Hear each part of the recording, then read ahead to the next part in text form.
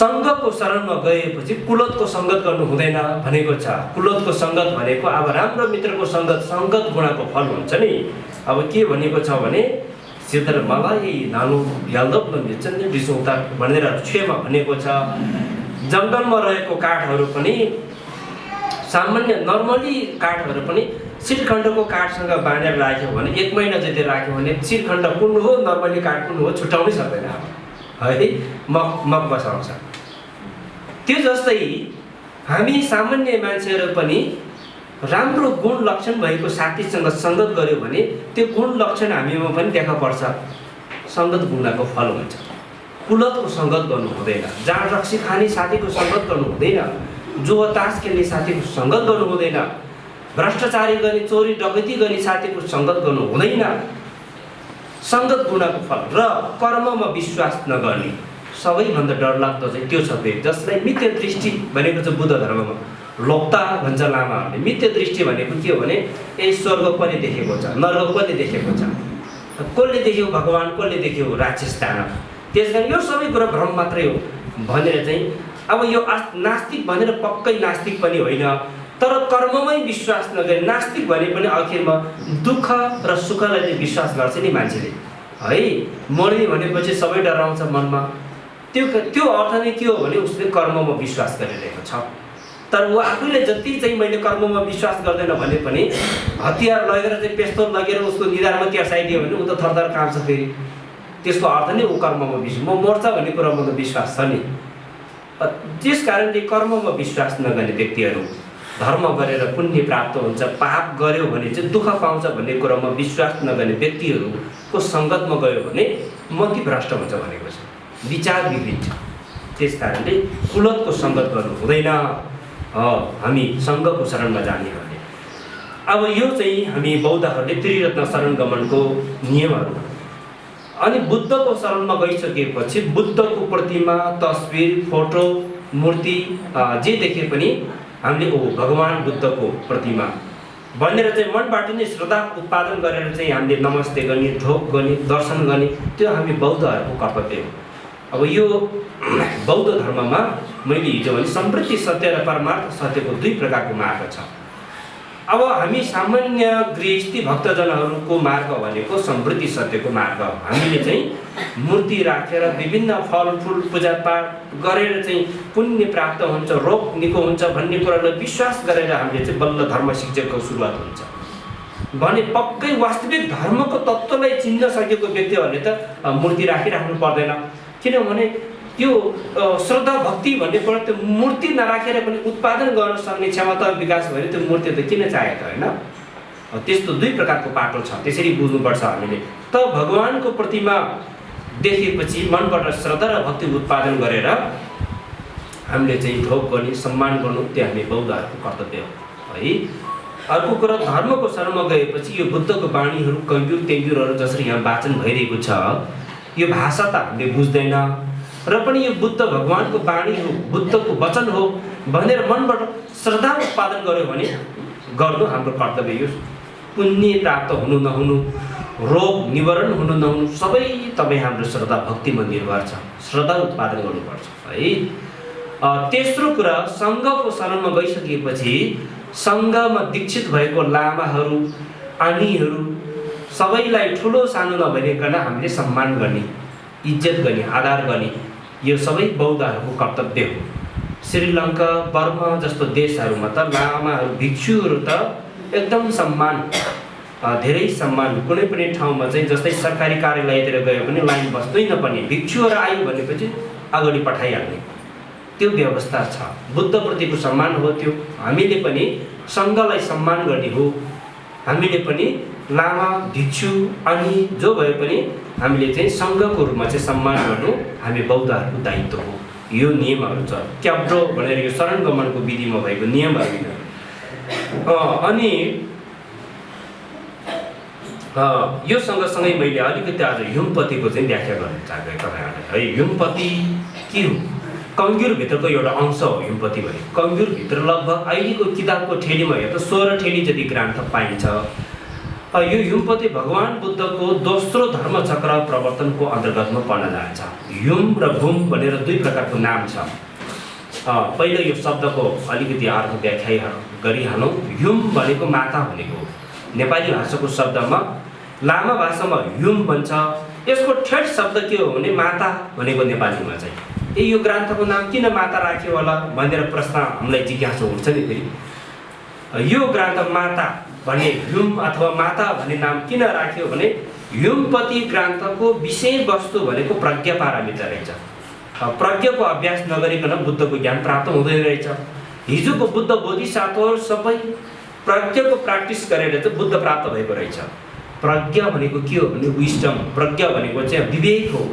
राम्रो कुरालाई चाहिँ विचार गर्न सक्ने, नराम्रो कुरालाई चाहिँ हो यो नराम्रो हो, यो गर्नु हुँदैन, यो राम्रो चिज हो, यसलाई अनुसरण गर्नुपर्छ भन्ने विवेक नै प्रज्ञा।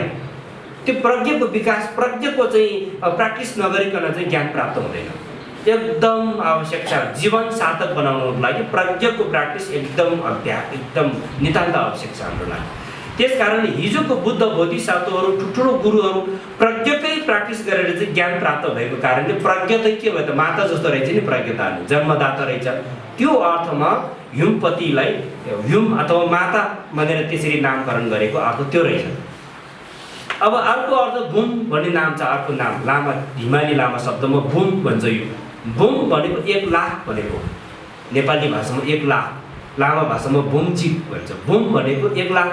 किन ग्रन्थको नाम 1 लाख भनेर राख्यो? यो युमपति ग्रन्थमा 1 लाखवटा श्लोक रहेछ। 1 लाखवटा श्लोक भएको, श्लोकमा आधारित भएको कारणले 1 लाखवटा श्लोकको कारणले गर्दा ग्रन्थको नाम पनि लाख भनेर राखिएको रहेछ। श्लोक भनेपछि थाहा हुन्छ नि तपाईँहरूलाई है। आमाहरूलाई थाहा छ, बाबालाई थाहा छ, अहिले नानीहरूलाई थाहा हुन सक्छ। बुझाउनुहोस् है। श्लोक भन्छ। अब 1 पङ्क्ति, 2 पङ्क्ति, 4 पङ्क्ति भयो भने 1 श्लोक भन्छ। त्यस कारणले भूम भनेर नामकरण गरेको नाम यो भयो। त्यस पछाडि यो ग्रन्थ चाहिँ युमपति ग्रन्थ प्रज्ञा पारमिता सूत्र भगवान बुद्धले कितुकुल पर्वतमा प्रतिपादन गर्नुभयो। बुद्ध परिनिर्वाण पश्चात भिक्षु बौद्ध विद्वानहरूले यसलाई सङ्कलन गरियो। 2 पटक 3 पटकसम्म भारतको इतिहासमा बौद्ध धर्म नाश गर्यो। बौद्ध धर्म नाश गर्यो। अन्य धर्म परम्पराहरू मिलेर बौद्ध धर्म नाश गरेपछि त्यो बेलामा बुद्धको चेलाहरू मनुष्य मात्र नभइकन नाग नागिनीहरू, देवी देवताहरू पनि बुद्धको प्रवचन सुन्नेहरू थुप्रैजना भएको रहेछ। त नाग नागिनीहरूले यो प्रज्ञा पारमिता सूत्र चाहिँ नागलोकमा लगेर उहाँले सुरक्षा गरेर राखेको कथा छ। पछि बुद्ध परिनिर्वाण भएको 400 वर्ष पछाडि दक्षिण भारतमा एकजना विद्वानको जन्म भयो। बौद्ध इतिहासमा उहाँको नाम एकदम अग्रिम पन्थीमा आउँछ। उहाँको नाम हो आर्य नागार्जुन। भन्नुहोस् त तपाईँहरूले। आर्य नागार्जुन है। महायानी बौद्ध धर्मको प्रतिपादक भने पनि हुन्छ उहाँलाई। बुद्धको परिनिर्वाण पश्चात दोस्रो बुद्ध हिमाली क्षेत्रमा वज्रगुरु पद्मसम्भवको नाम अग्रिम पन्थीमा आउँछ। भारतको बौद्ध इतिहासमा आर्य नागार्जुनको नाम चाहिँ अग्रिम पन्थीमा आउँछ है। आर्य नागार्जुन। लामाहरूले फेरि गणगो लुटुक भन्छ उहाँलाई। गणगो लुटुक भन्छ उहाँलाई लामा भाषामा। अब संस्कृत नेपालीमा आर्य नागार्जुन भनेर भन्यो। उहाँको ठुलो भूमिका छ यो मानव संसारमा बुद्ध धर्म विस्तार गर्नुमा। फेरि यस्तो अचम्मको रोचक कथा छ उहाँको। म छोडकारीमा प्रस्तुत गर्छु है। दक्षिण भारतमा अहिले भने तामिलनाडु हो। अब इन्डियामा बसेकोहरूलाई थाहा छ। इन्डियामा धेरै बसेको कारणले प्रान्तको नाम धेरै थाहा। तामिलनाडुमा त्यो साउथ इन्डियामा त्यो तामिलनाडु भन्ने ठाउँमा एकदम ठुलो जङ्गलको बिचमा त्यो ठाउँमा नरिवल धेरै उत्पादन हुन्छ। जति कोकोनट छ नि सबै त्यो साउथ इन्डियाबाट आउँछ धेरै। भगवान बुद्धको एउटा भविष्यवाणीमा के लेखिएको रहेछ भने म परिनिर्वाण भइसकेको ठिक 400 वर्ष पछाडि मैले बुझाउन बाँकी रहेको यो गुह्यतम अथवा यो शून्यता दर्शनको कुराहरूलाई छर्लङ्ग पार्ने एउटा विद्वानको जन्म हुन्छ है भनेर बुद्धले भनिएको छ भविष्यवाणीको रूपमा है। त्यस्तो एउटा महापुरुषको जन्म हुन्छ भनेर त्यही भविष्यवाणी अनुसार दक्षिण भारत तामिलनाडु भन्ने ठाउँ त्यो घना चाहिँ कोकोनटको घारी जङ्गलको बिचमा एउटा ब्राह्मण परिवार बसोबास गर्छ। एकदमै शुद्ध ब्राह्मण परिवार जो वैदिक धर्म सनातन धर्म मान्दै आएको परिवारको बसोबास गर्दै हुन्छ। त्यो परिवारमा एकजना पुत्र लाभ भयो। एक दिन छोरा जन्म भएपछि खुसियाली मनाउने भयो। तर त्यो छोरा जन्म हुने बेलामा त्यो बेलामा लक्षण हेर्ने, साइत हेर्ने, कुन नक्षत्र कुन कस्तो समय तिथिमा जन्म भयो, त्यसको आधारमा उसको भविष्यवाणी गर्ने ज्योतिषीहरूको प्रथा त्यो बेलाबाट नै चलेको रहेछ। त्यो नानी जन्मिने दिनमा आकाशबाट पुष्प वृष्टि भयो अरे। पुष्प वृष्टि भनेको फुल बर्स्यो अरे आकाशबाट, इन्द्रणी लाग्यो अरे, विभिन्न प्रकारको रङ्गी चङ्गी ज्योतिहरू, त्यस्तो विभिन्न आकाशवाणीहरू हुने त्यस्तो लक्षणहरू जन्मेपछि यदि यो संसारलाई नै हल्लाउन सक्ने चक्रवाजी चाहिँ राजाहरू, त्यस्तो किङहरू जन्मेको छ भने यो संसारमा त्यस्तो लक्षण हुन्छ। या त भने संसारलाई नै सुखमा डोराउन सक्ने बुद्ध जस्तो महापुरुष जन्म्यो भने यस्तो लक्षण, यो कुनै चानुचुने मान्छे होइन भनेर त्यो घरमा दर्शन गर्नेको सङ्केत त भुइँचो लाग्यो त्यहाँ त है। त्यस पछाडि त्यो नानी जन्मेको दिनको भोलिपल्ट बिहानै ज्योतिषी आइपुग्यो त्यो घरमा। ज्योतिषीले सबै दिन जन्म लक्षण साइत सबै हेरेर भविष्यवाणी गर्दाखेरि ओहो हजुरको नानी जन्मेर सबै खुसियाली मनाएको। मलाई यो कुरा भन्नै अप्ठ्यारो लाग्यो, के हो छिटो भन्नुहोस् गुरु पण्डितजी, छिटो भन्नुहोस् भन्दाखेरि तपाईँको नानी 7 दिनभन्दा बाँच्दैन भनेर भन्नुभयो। 7 दिनभन्दा बाँच्दैन, 7 दिन मात्रै आयु लिएर जन्मेको छ भन्दाखेरि बाबाआमा कति चिन्ता भयो, एकदम अतिन थाल्यो बाबाआमा। त्यसपछि के छ त यो आयु लम्बाउन सक्ने, आयु वृद्धि गर्ने उपाय के छ, पूजापाठ गरेर आयु लम्बिन्छ कि के छ भन्नुहोस् भनेर अनुरोध गर्दाखेरि साधु सन्त ब्राह्मण ऋषि मुनिहरूलाई दान गर्नुहोस्, भिक्षु भिक्षुणीहरूलाई भोजन दान वस्त्र दान गर्नुहोस्, 7 वर्षसम्म आयु लम्बिन्छ भनेर चाहिँ भन्यो है। 7 वर्ष आयु लम्बिन्छ भनेपछि बाबाआमाले दान दक्षिणा गर्न थाल्यो। दान दक्षिणा गर्यो, भिक्षु भिक्षुणी जोगी सबैलाई दान गर्यो। त्यो दान गरेको पुण्यले गर्दाखेरि उहाँको आयु लम्बिएको भन्ने चाहिँ उहाँको जीवनीमा उल्लेख छ। आयु त लम्बियो, 7 वर्ष भनेको कुनै लामो समय होइन नि। 6 वर्ष पुगेर अब 7 वर्ष पुग्न लागेको बेलामा बाबाआमालाई चिन्ता पर्यो फेरि। त्यस कारणले त्यो नानी चाहिँ पनि घर परिवारभन्दा अलिक अलग बस्ने स्वभावको, एकान्त ठाउँमा बस्ने स्वभावको सानैबाट।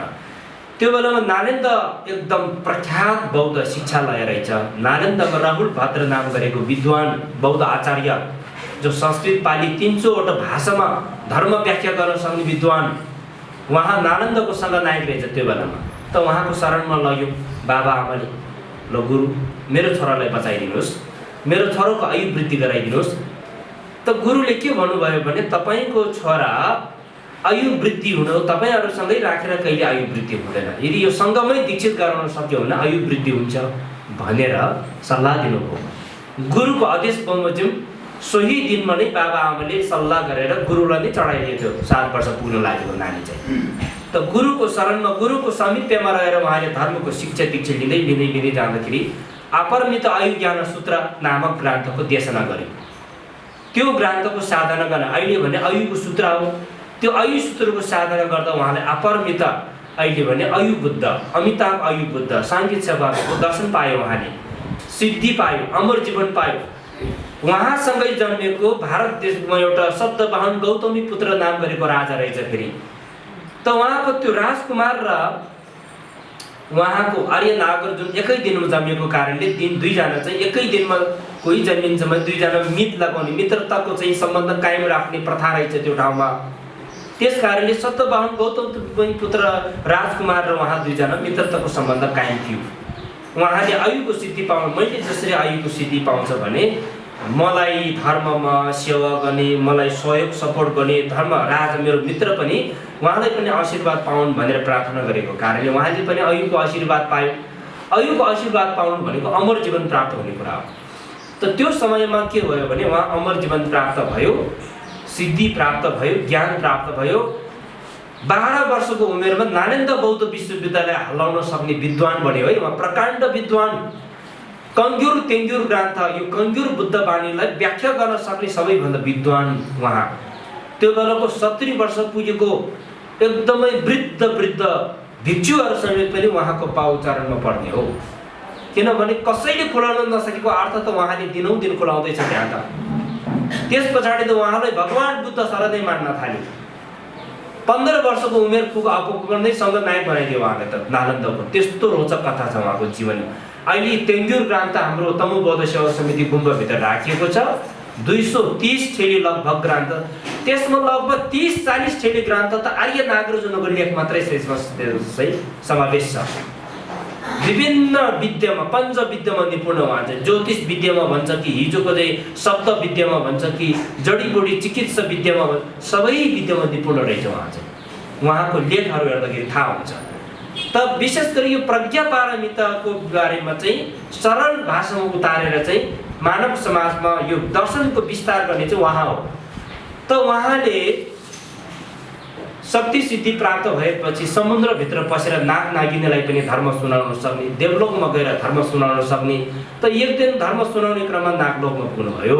ज्ञानको शिक्षा दीक्षा दिनुपर्छ भनेर अनुरोध गर्नुभयो। उहाँहरू नाग नागिनीहरू सल्लाह गरेर भविष्यमा उहाँ यो किताब सबै उहाँले चढाएर पठायो भने फेरि फर्केर पनि नआउन सक्छ, सबै नपठाउँ है, एक ठेली त यहीँ राखौँ भनेर एक ठेली ग्रन्थ चाहिँ उहाँले नपठाइकन राखेको कारणले पछि कारणवश उहाँ नागलोकमा जान सकेन। अहिले मनुष्यलोकमा भएको हिमपतिको किताबमा एक ठेली किताब पुगेको छैन भन्छ। त्यो पुगेको छैन अहिले पनि। त्यस कारणले गर्दाखेरि आर्य नागार्जुन त्यसरी उहाँले नागलोकबाट ल्यायो। त्यो ग्रन्थ अहिले पनि यहाँ काठमाडौँमा छ, हामीले दर्शन गर्न पाइन्छ है। अनि यो रोचक कथा छ। फेरि अहिले इन्डियाको हैदराबाद भन्ने ठाउँ छ, भारतको हैदराबाद भन्ने ठाउँमा नागार्जुन सागर भन्ने एउटा ठुलो चाहिँ समुद्र छ। त्यो समुद्रलाई नागार्जुन सागर भन्छ। हैदराबादबाट 2005 मा दलाई लामा गुरुले कालचक्र अभिषेक गरेको थियो, आह्वान गरेको त्यो ठाउँमा चाहिँ। त्यो ठाउँ चाहिँ गुन्तुर डिस्ट्रिक्टमा पर्छ। तपाईँले टिपेर राख्नु, एकदम इम्पोर्टेन्ट तीर्थस्थल हो। हामी बौद्धहरू तीर्थ भ्रमण जान्छौँ, तर यो ठाउँमा धेरै जसो पुगेको हुँदैन। यो ठाउँमा पुग्न आवश्यक छ। अहिले गुन्तुर डिस्ट्रिक्टमा पर्छ इन्डियाको, अनि यो हैदराबादमा पर्छ। हैदराबादमा पर्छ, विजयवाडाबाट नजिक छ यो ठाउँ चाहिँ। त्यो ठाउँलाई नागार्जुन कुण्ड, नागार्जुन सागर भन्ने ठाउँ छ। त्यो ठाउँमा चाहिँ आर्य नागार्जुन र सत्यवान गौतमी पुत्र राजा राजकुमार उहाँहरू दुईजनाको बिचमा चाहिँ धेरै कुराहरूमा चाहिँ अब उहाँले आफ्नो शिर दान गरेको ठाउँ। र कसरी उहाँ नागलोकमा जान सक्नु भएन त भन्दा गौतमी पुत्र राजकुमार चाहिँ राजगद्दीमा बस्ने बेला हुँदा पनि राजगद्दीमा बस्न पाएन। उहाँलाई चिन्ता लाग्यो, म कहिले राजा हुन पाउँछ, अरू देशको राजकुमारहरू मेरो उमेर पुग्यो, सबै राजा भइसक्यो, म राजा हुन पाएन भनेर आमालाई क्वेसन गर्छ। आमाले तिमी राजा हुन पाउँछ भनेर सम्झाउँदै राख्यो। त एक दिन एकजना ब्राह्मणले एउटा ऋषिले के भन्यो भने तिमी राजा हुन पाउँदैन बाबु, राजा हुने भाग्यमा लेखेकै छैन तिमी भनेर भन्यो। उहाँलाई साह्रै दुःख लाग्यो नि, किन म राजा हुन पाऊँ? राजकुमार भएर संसारमा जन्मिसकेपछि पनि राजा हुन नपाउनु भनेको त बडो दुर्भाग्यको कुरा हो। यो त मेरो अधिकारको कुरा हो, जसरी पनि मैले पाउँदैन। तिमीले किन पाउँदैन भने तिम्रो पिताले अमर जीवन प्राप्त भएको छ, जबसम्म उहाँको मृत्यु हुँदैन तबसम्म तिमी राजा हुँदैन भनेपछि उहाँले विश्वास जाग्यो है। अब म राजा हुन पाउने उपाय के छ भनेर उपायको खोजीमा उहाँ हिँड्न थाल्यो राजकुमार। त एक दिन एकजना ऋषिले के भन्यो भने फेरि अर्को ऋषिले तिमी राजा हुन पाउने, राजा हुन सक्ने उपाय छ है भनेर बतायो। उपाय बताउँदै जाँदाखेरि त्यो ऋषिले के भन्यो उहाँलाई, नालन्दको सङ्गनायक आर्य नागार्जुनको कारणले गर्दा तपाईँको बुवा महाराजले अमर जीवन प्राप्त भएको, अयुको सिद्धि प्राप्त भएको, जबसम्म उहाँको मृत्यु हुँदैन तबसम्म तपाईँको बुवाको पनि मृत्यु हुँदैन। यस कारणले उहाँ भनेको बोधिसत्व हो, प्राणीको लागि आफ्नो अङ्ग पनि दान गर्न सक्ने, आफ्नो शरीर दान गर्न सक्ने बोधिसत्व हो, परोपकारी हो। तपाईँ राजा हुने इच्छा छ भने उहाँमा सामु जानुहोस्, उहाँले बिन्ती चढाउनुहोस्, उहाँको शिर काटेर दिनुहोस् भनेर उहाँले अनुरोध गर्नुहोस्, उहाँले दिन सक्नुहुन्छ, किनभने उहाँ बोधिसत्व हो भनेर भन्नुहुन्छ। त्यस पछाडि अब म राजा हुन पाउने भयो भनेर राजकुमार तरबार बोकेर आर्य नागार्जुनको घाँटी काटेर ल्याएपछि मात्रै म राजा हुन्छु भनेर उहाँ त गयो नि सिधै नालन्दामा गयो। आर्य नागार्जुन उहाँ त ज्ञान प्राप्त भएको गुरु, उहाँले आफ्नो धम्म चाक्षुले देखिसकेको थियो आजको दिनमा घट्दैछ भन्ने कुरा। आफ्नो चेलाहरूलाई पनि उहाँले भनिसकेको थियो, जो कोही पनि व्यक्ति आज मेरो सामु आउँछ भने कसैले पनि रक्षक नगर्नुहोस्, मेरोलाई सिधै पठाइदिनुहोस् भन्ने उहाँको आज्ञा थियो। त्यसरी गुरुको सामु उहाँ आउनुभयो अनि उहाँलाई भेट गराइदिने बित्तिकै गुरुले उहाँले बिन्ती चढाए, तपाईँको शिर काटेर मलाई दिनुभयो भने मेरो मनोकांक्षा पुरा हुन्छ। त आर्य नागार्जुनले बाबु मेरो शिर काटेर तिम्रो इच्छा पुरा हुन्छ भने तिमी आफै काटेर लैजाऊ भन्नुभयो। त उहाँले त तरबार झिकेर चाहिँ आर्य नागार्जुनको चाहिँ शिरमा तरबार प्रहार गर्यो। एकदमै बल ताकत लगाएर उहाँको घाँटी रेट्यो। सानो घाउ पनि हुन सकेन। बल ताकत लगाएर जति चाहिँ तरबार चाहिँ प्रहार गर्दा पनि यो सानो घाउ पनि हुन नसक्दा उहाँ थकित भयो। मैले गलत काम पो गर्दैछु कि। पछि उहाँले तरबार हातमा भुइँमा फालेर 2 हात जोडेर मलाई माफ गर्नुहोस्, मैले गलत काम गर्दै रहेछ भने आर्य नागार्जुनले उहाँले सम्झाए, बाबु तिमीले कुनै गलत काम गरेको छैन, तर म अमर जीवन प्राप्त भएको व्यक्ति हो, त्यस कारणले गर्दा यो हतियारले मलाई प्रहार गर्न सक्दैन। तिमीले मेरो शिर नै काटेर लाने इच्छा छ भने मेरो शिर यो हतियारले काट्न सक्दैन, मेरो शिर अमृतसर कुचौलले काट्न सक्छ भनेर भन्यो है।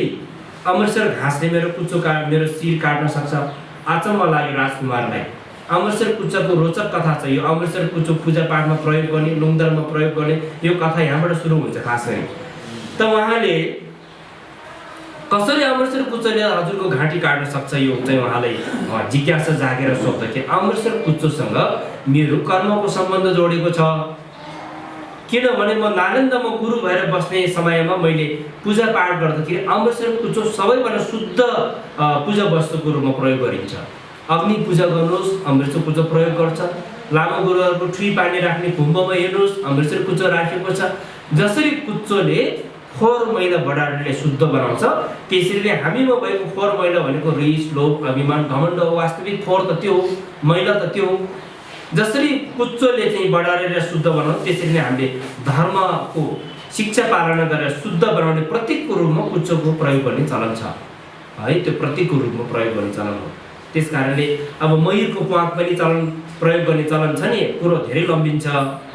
मयूरको प्वाँख पनि मयूरले विष खान्छ, विष पचाउन सक्ने क्षमता मयूरमा मात्रै हुन्छ, अन्य पन्छीहरूमा हुँदैन। त्यस कारणले विभिन्न रोग व्याधहरू विष खाएर चाहिँ विष खायो भने झन् ताकत राम्रो हुने, रूप राम्रो हुने, प्वाँख राम्रो हुने। मयूरको स्वभाव पनि त्यो रहेछ फेरि। त्यस कारणले हामीमा भएको वास्तविक विष त के हो त भन्दाखेरि वास्तविक विष भनेको त रिस, लोभ, अभिमान, घमण्ड, ईर्ष्या नै। बुद्ध दर्शनले भनेको विष, बुद्ध धर्मले भनेको रोग, बुद्ध धर्मले भनेको फोहोर भनेको सबै रिस, लोभ, अभिमान, घमण्ड नै हो। त यसलाई शुद्धिकरण गर्न सक्ने, विषलाई शुद्धिकरण गर्न सक्ने क्षमता मयूरमा हुने। त्यस कारणले यो विषलाई शुद्धिकरण गर्ने प्रतीकको रूपमा मयूरको प्वाँख प्रयोग गरेको है लामाहरूले चाहिँ। त्यसरी बुझ्नुहोस् हामीले। त्यस कारणले अमृतसर कुचोसँग मेरो कर्मको सम्बन्ध रहेको छ बाबु। मैले यो जो पूजा वस्तु अमृतसर कुचो काट्ने बेलामा त्यो सँगै अञ्जलमा धेरै किराहरूको पनि नाश भएको छ। त्यो काट्दाखेरि अञ्जलमा धेरै किराहरू पनि सँगै काटिएको छ। मैले त्यो कर्म चाहिँ शुद्ध गर्न सकेको छैन। त्यस कारणले अमृतसर कुचोले मात्रै मेरो घाँटी काट्न सक्छ भनेपछि राजकुमारलाई चित्त बुझ्यो। गएर अमृतसर कुचो काटेर ल्यायो उहाँले चाहिँ। त्यस पछाडि आर्य नागार्जुनले एकछिन पख बाबु म प्रार्थना गर्छु भनेर उहाँले अन्तिम प्रार्थनाको रूपमा के भन्नुभएको छ भने अहिले मेरो शिर र मेरो शरीरलाई 9 समुद्र 9 डाँडा पारी लगेर फाले तापनि भविष्यमा एक दिन मेरो शिर र मेरो शरीर पुनः जीवित भएर मैले फेरि यो प्रज्ञा पारमिता सूत्र, यो शेरकी फर्दु छिम्बको यो शास्त्र, यो सूत्रलाई मानव समाजमा मैले फेरि पनि प्रचार गर्नेछु। अहिले केही समयको लागि म देवाचन सुकाउतीमा जान्छु भनेर उहाँले त्यो मोलम सकेपछि सतबाम गौतमी पुत्र राजकुमारले सजिलैसँग अमृतसर कुचो प्रयोग गरेर उहाँको घाँटी छिनाइदिनु भयो। घाँटी छिनाइदिएर 9 समुद्र पारी 9 डाँडा पारी लगेर फाल्यो। अहिले पनि त्यो हैदराबादमा गयो भने, त्यो नागार्जुन सागरमा गयो भने आर्य नागार्जुनको शिर काटेको ठाउँ, उहाँको शिर फालेको ठाउँ सबै हामीले दर्शन गर्न पाइन्छ। हिजो 9 समुद्र पारी 9 डाँडा पारी फालेको थियो भने अहिले 3 समुद्र पारी 3 डाँडा मात्रै बाँकी दूर रहेको छ भन्ने वैज्ञानिकहरूको चाहिँ भनाइ छ। भविष्यमा यो संसारमा मैत्रेय बुद्ध आगमन हुन्छ अब कलियुगको अन्तमा। त्यो बेलामा आर्य नागार्जुन पुनः जीवित हुन्छ भने बौद्ध मार्गीहरूको चाहिँ विश्वास छ यो कुरामा चाहिँ। त्यस कारण त्यो बेलामा फेरि पनि यो प्रज्ञा पारमिता सूत्र उहाँले प्रकाश पार्छ फेरि मानव धरतीमा। त्यो कुरा चाहिँ हिमपतिसँग जोडेको कथा हो यो चाहिँ। त्यस कारणले गर्दा आर्य नागार्जुन पुनः नागलोकमा जान सक्नु भएन। त्यसकारण मनुष्य लोकमा भएको युगपति ग्रन्थमा प्रज्ञाको अन्तिम अध्याय पुरो भएको छैन। पछिल्लो बौद्ध विद्वानहरूले त्यसलाई बोधिसत्वहरूको जीवनी शैलीहरू समावेश गरेर पुरा गराउनु भएको छ गर्नु। तर वास्तविक त्यो ग्रान्थ चाहिँ नागलोकमै रहेको छ। यो कथा छ, युमपतिको कथा। र यो सँगसँगै हामीले धर्म कर्म गर्ने विषय वस्तुमा मैले अलिकति यहाँ तपाईँहरूलाई भन्नु पर्दाखेरि हामी कति पाएले धर्म भनेको पूजापाठ गरेर जो चाहिँ प्रसाद चढाएर बत्ती बालेर धूप चढाएर ढोक गरेर अक्षता चामल चढाएर पूजा गर्नु चाहिँ धर्म हो भन्ने विश्वास, त्यस्तो बुझाइ कतिपयमा छ। श्रद्धा भक्ति उत्पादन गर्ने एउटा माध्यम हो।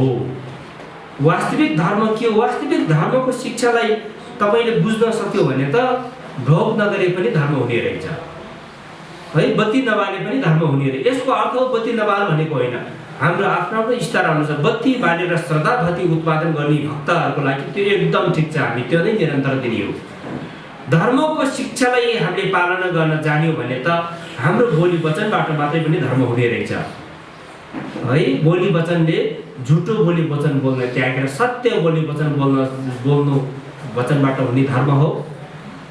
अरूलाई गाली गर्ने कडा बोली वचन बोल्न त्यागेर नरम बोली वचन बोल्नु वचनबाट हुने धर्म हो। अरूको कुरा काट्न त्यागेर अरूको प्रशंसा गर्नु वचनबाट हुने धर्म हो। अर्थ नभएको गफागफी गर्न छोडेर चाहिँ अर्थ भएको कुराहरू गर्नु पनि वचनबाट हुने धर्म हो है।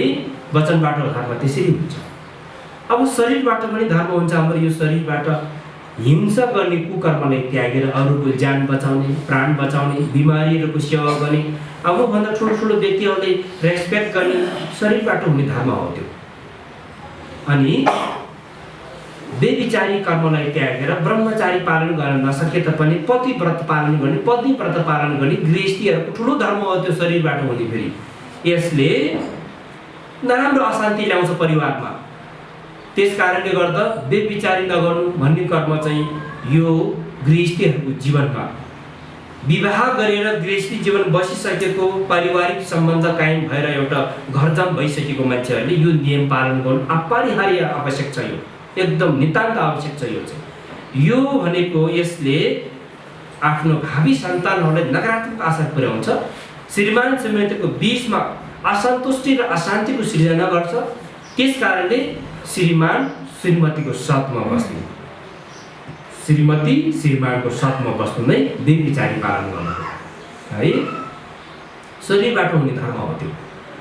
एवं प्रकारले चोरी गर्नु कुकर्मलाई त्यागेर दान दिने, सहयोग गर्ने, मद्दत गर्नु पनि शरीरबाट हुने धर्म हो।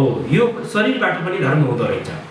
अब सोच विचारबाट धर्म, फेरि सोच विचारबाट लोभी विचारलाई त्यागेर सन्तुष्टि विचार उत्पादन गर्नु सोच विचारबाट हुने पहिलो धर्म हो। मानव कुनै पनि मान्छे धन सम्पत्तिले धनी हुँदैन, सम्पत्ति धेरै भएर धनी हुँदैन।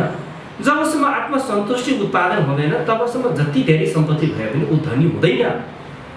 जति सम्पत्ति भयो त्यति नै इच्छा आकांक्षा बढ्दै जान्छ भने ऊ गरिब हुँदै हुँदै हुँदै गएको कारण हो। गरिब हुँदै गएको चाहिँ कारणले जति इच्छा आकांक्षा बढ्दै गए ऊ गरिब नै हो।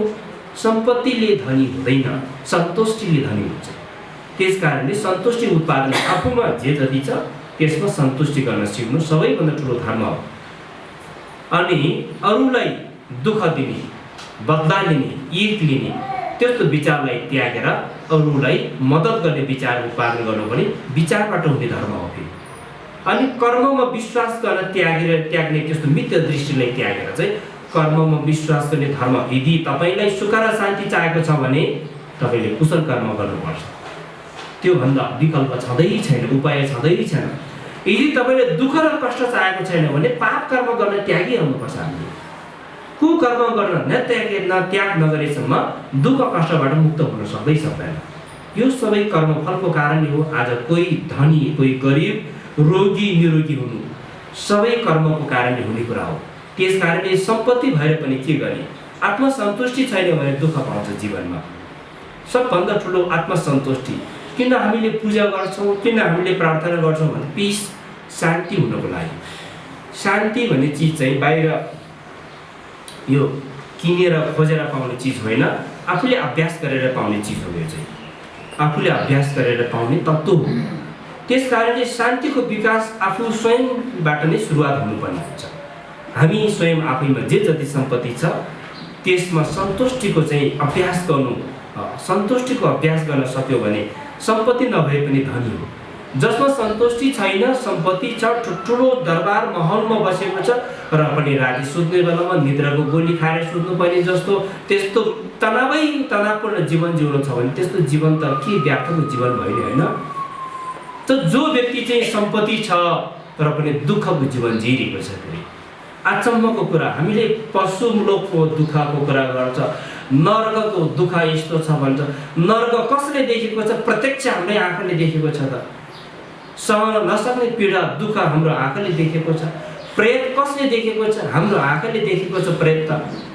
त्यस कारणले मैले बेला बेलामा भन्दै पनि आएको छु, सम्पत्ति कमाएर सम्पत्तिलाई सही सदुपयोग गर्न नजाने मान्छेहरू चाहिँ भोलि चाहिँ रोगले ग्रसित भएर चाहिँ जिउँदै प्रेत हुने, जिउँदै नर्कको प्राणीको दुःख सहनु पनि, जिउँदै पशुको दुःख सहनु पनि कयौँ कयौँ हामीले देखिरहेको छ। हाम्रै दाजुभाइ दिदीबहिनीहरूमा पनि यो रोग लागेको छ। नर्कको दुःख, नर्कको पीडा प्रत्यक्ष भोगिरहेको छ। अब मैले के भन्छु भने प्रेत लोकमा जन्मियो भने खाना नपाउने, पिउन नपाउने दुःख हुन्छ रे। लामा गुरुहरूको प्रवचन पटक पटक सुन्नुभएको होला। प्रेत भनेको खाना नपाउने, पिउन नपाउने दुःख सहेर बस्नु पनि हो भने त चिनी रोग लागेको मान्छे त प्रेत नै रहेछ त, साँच्चै भन्दाखेरि है। चिनी रोग लागिसकेपछि त अब मान्छे खान्छ मिठो मिठो, आफू चाहिँ मुखमा थुक जमेर बस्नुपर्ने है। बेगमा पैसा छ, बकासमा पैसा छ, पैसाको नोट चबाएर नहुने, खाने त त्यही भात हो, खाने त त्यही रासन पानी हो, त्यो पनि खान नमिल्ने भएपछि त ऊ प्रेत भयो नि अब है। अब नर्कको कुरा गरौँ है। यो प्यारालाइज रोग लागेको मान्छेहरू जिउँदो नर्क बिचारा, जिउँदो नर्क है। सम्पत्ति छ, नाम इज्जत छ, अधिकार छ, सबै कुरा छ, के गर्नु? मान्छे पुग्ने ठाउँमा पुग्नै सक्दैन। कति इच्छा हुन्छ, कति हिँडडुल गर्ने, कति ठाउँमा पुग्ने इच्छा हुन्छ, तर उसको मनमा त्यो इच्छाहरू चाहिँ हुँदा हुँदा पनि उसको शारीरिक समस्याले गर्दाखेरि उसले यति कमजोर भयो, यति पीडा हुन्छ उसको मनमा, यति पीडा हुन्छ। त्यो नै हो, त्यो पीडा नै हो वास्तविक नर्क भनेको, त्यो हो नि। त्यस कारणले गर्दाखेरि हामीले सम्पत्ति कमाएर पनि सम्पत्तिलाई सही सदुपयोग गर्ने काम गर्न जानिएन भने त्यसले दुःख सिर्जना गर्ने, त्यसले दुःखदायी जीवन जिउने बाध्य बनाउँछ हामीलाई। सन्तुष्टि हुनुहोस्, तपाईहरुमा जे जति सम्पत्ति छ त्यसमा सन्तुष्टि रहनुहोस्। यदि तपाईमा सन्तुष्टि छ भने तपाई सानो सानो घर झुपडीमा बसे पनि तपाईलाई स्वर्गकै अनुभूति हुन्छ, आनन्द खुशीको अनुभूति तपाईलाई प्राप्त हुन्छ। जीवन त त्यो हो नि त खास त। यदि तपाईको मनमा सन्तुष्टि छैन भने ठुलो घर महलमा बसी पनि के गर्ने त? राति सुतेर पटक्कै निद्रा नलाग्ने हो, फेरि मनमा तनावै तनाव हुने भयो है। त्यो भएपछि त त्यसले काम गरेन सम्पत्तिले।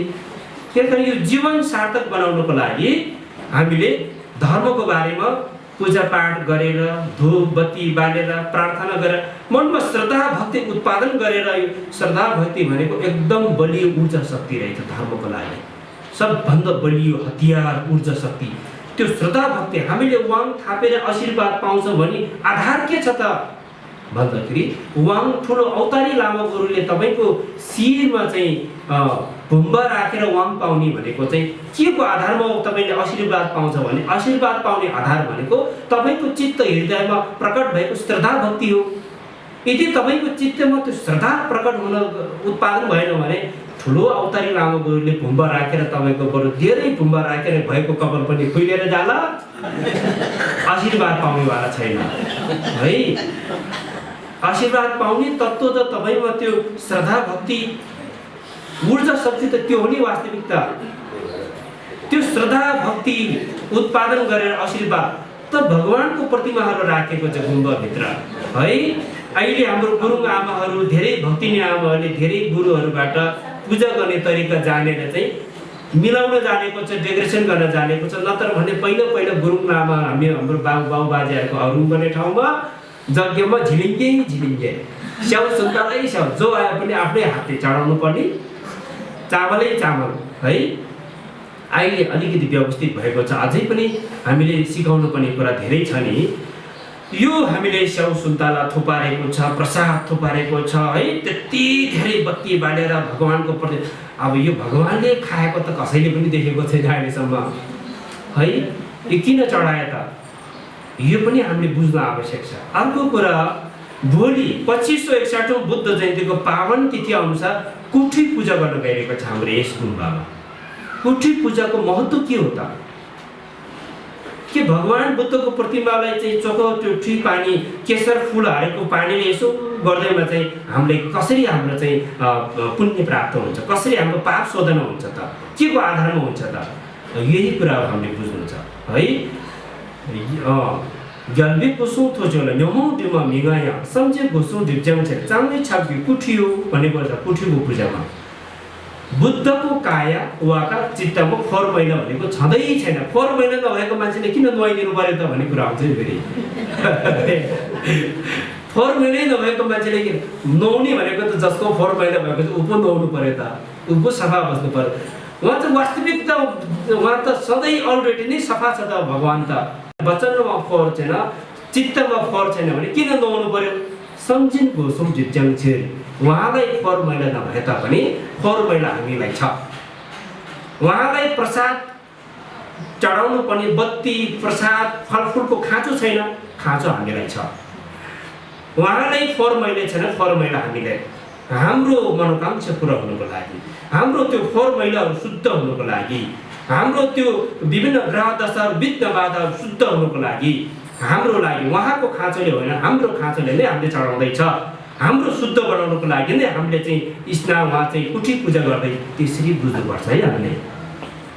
त्यसरी बुझ्न सकिएन भने प्रश्नहरू उब्जिन्छ। मैले भनेको जस्तो है, उहाँ त पक्का अलरेडी नै शुद्ध छ भने किन नुहाइदिनु पर्यो भन्ने प्रश्न राखिहाल्यो भने अलिअलि पढेको भक्क विचार पुऱ्याउन सक्नेले त तर्क दिएर पनि एन्सर दिन्छ होला। हाम्रो बुढी आमाहरूलाई त अलिक साह्रै पर्छ नि विचार गर्ने है, साह्रै पर्छ नि। बुद्ध त सधैँ अलरेडी सफा छ, किन नुहाइदिनु पर्यो बजे आमा भन्यो भने बजे आमाले एन्सर आउनु गाह्रै हुन्छ फेरि है। त्यसो यो कुरा चाहिँ हामीले बुझ्न एकदम आवश्यक छ। र कुठी पूजाको महत्त्व एकदम ठुलो छ। यसले हाम्रो आवरण शुद्ध बना। आवरण भनेको ढिप भन्छ लामो भाषामा।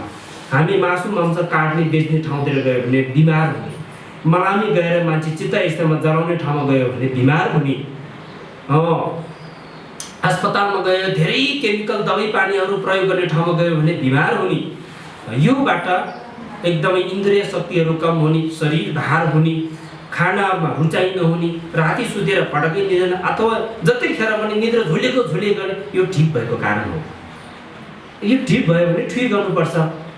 ठुई गर्नको लागि बुद्धको प्रतिमामा चाहिँ आफ्नो आवरणहरू शुद्ध भएको सङ्कल्प गरेर ठुई गर्ने, कुठी पूजा गर्ने हो। यो कुठी पूजाको महिमा एकदम, यसबाट पुण्य सञ्चय हुन सक्ने, ज्ञान सञ्चय हुन सक्ने दुई प्रकारको फाइदा छ। लगभग आज समय सकिएको छ। फेरि पनि हजुरहरू समक्ष बस्ने इच्छा हुँदै पनि म आज पोखरा फर्केर जानुपर्ने भएको कारण भोलि बुद्ध जयन्तीको कार्यक्रममा गुम्बामा बस्नुपर्ने। आज यो बिहानीको समयमा हजुरहरू आफ्नो अमूल्य समयलाई खर्चेर धर्म प्रवचन सुन्नको लागि आउनुहुने भक्तजनहरू 2561 बुद्ध जयन्तीको यस पावन अवसरमा हजुरहरूको सुस्वास्थ्यको कामना गर्दछु, दीर्घायुको कामना गर्दछु, मनोकांक्षा परिपूर्तिको कामना गर्दै र दिवंगत पितृजनहरू पनि सुकौती भवनमा जन्म प्राप्त हुन सक्ने प्रार्थना गर्दै र फेरि पनि भविष्यमा समय र संजोगले जुराउन सक्यो भने हामी फेरि पनि भेट हुने। फेरि पनि यो गुम्बा भनेको हामी आफ्नै गुम्बा हो। म तपाईँहरूकै रगत, तपाईँहरूकै छोरा नाति हो। त्यस कारणले तपाईँहरूले नबोलाए पनि म त यसै आएर बस्ने त मेरो अधिकार जस्तो लाग्छ मलाई यो गुम्बा भनेको यो है। त्यस कारणले गर्दाखेरि हामीले तमु गुरुङहरूभित्र हाम्रो संस्कार र हाम्रो धर्मलाई जोगाउनको लागि हाम्रो गुरुहरूलाई पनि हामीले चाहिँ सक्दो कदर गर्ने। विशेष गरेर हाम्रो लामा गमबहादुर दाजु कहाँ हुनुहुन्छ? गमबहादुर दाजु कृपया अगाडि आइदिनुहोस्। अलिकति म उहाँको बारेमा तपाईँहरूलाई यथार्थ कुरा हामीले बुझ्नुपर्ने, सबैले चिन्तन गर्नुपर्ने कुरा। उहाँ पङ्गी लामा, मेरो साइनले दाई। यो काठमाडौँमा जब म लामा पढ्ने भनेर भर्खर गुम्बा निहाल्दै हिँड्ने बेलामा तपाईँहरूको घरमा दमन पढ्ने लौता हाल्ने त्यो बेलाबाट नै मैले उहाँलाई यो अवस्थामा, यो लामा गुरुको अवस्थामा देखेको। अहिलेसम्म पनि उहाँले सेवा गरिराख्नु भएको छ।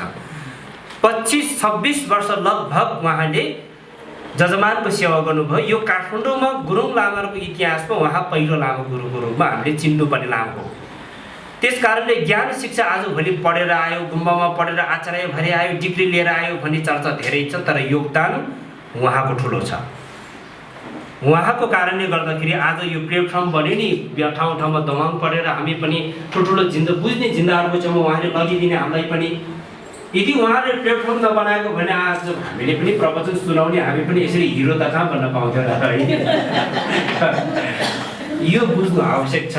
म पोखरा बौद्ध आगमन सदन मुनि लामाको जिम्मा लिएर बसेको छु भने तमु बौद्ध सेवा समितिको आधिकारिक लामा गुरु उहाँ हो है, उहाँ हो। जान्ने लामा ठुलो लामा त धेरै छ, सम्मान गर्नु, बेला बेलामा ल्याएर आशीर्वाद लिनु एकदम राम्रो कुरा हो। तर आधिकारिक लामालाई चाहिँ हामीले चिन्नुपर्छ, छोड्नु हुँदैन। आधिकारिक लामा र हिजो संस्था सुरुवातका बेला दुःख गरेर सुरुवातबाट नै चाहिँ सङ्घर्ष गरेको लामा गुरुलाई हामीले बिर्सिनु हुँदैन, प्राथमिकता दिनुपर्छ। मेरो सल्लाह सुझाव, किनभने म तपाईँहरूकै रगतको भाइ छोरा भएको कारणले यो कुरा त अरूले भन्दैन, मैले भन्नै पर्ने कुरा हो यो। त्यस कारण मैले यो यति कुरा भन्दै संस्थाको उत्तरोत्तर प्रगति, उज्जवल भविष्यको कामना गर्दै फेरि पनि भविष्यमा त हजुरहरूसँग भेट गर्ने वाचा कबलका साथ मेरो भनाइहरू यहीँ अन्त गर्न चाहन्छु। भावतो सबमङ्गलम, समस्त प्राणीको कल्याण होस्। जय बुद्ध।